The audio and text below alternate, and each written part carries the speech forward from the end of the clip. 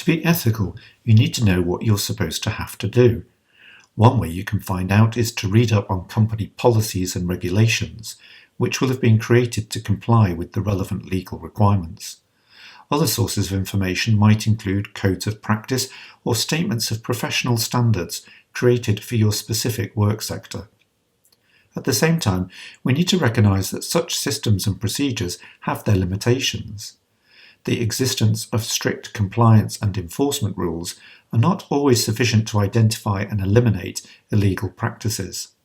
Further, these systems often make life difficult for the little people and at the same time remain incapable of catching the worst offenders. There seems to be a tendency to keep adding to the number of rules. This can make it difficult to keep track of changes in the rules and to be confident that you remain compliant.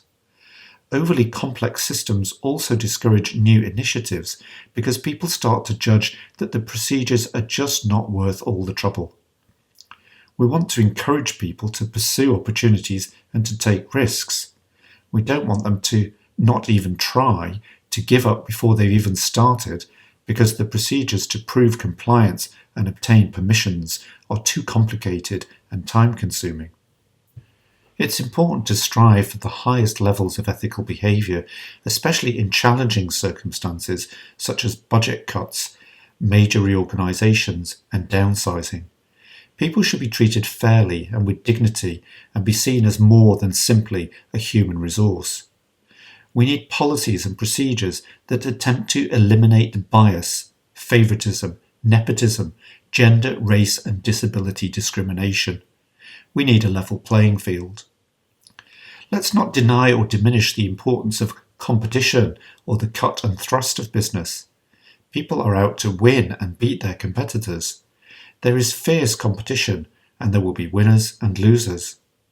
What we're asking for in business, as in sport, is that people play to win by the rules of the game and not by cheating. Finally, making a profit is perfectly ethical. Making enough money is in fact essential. You need to generate enough income to cover all your costs. You can't be spending more money than you bring in. Your employer needs to be in profit so that they can pay your salary and benefits. They need to put profit into reserves so that they can maintain liquidity, invest in people and facilities, so as to remain in business over the long term. All these examples help us to think about what the rules are. How can we make sure we keep up to date with our awareness of the rules, and how can we be confident that we remain compliant?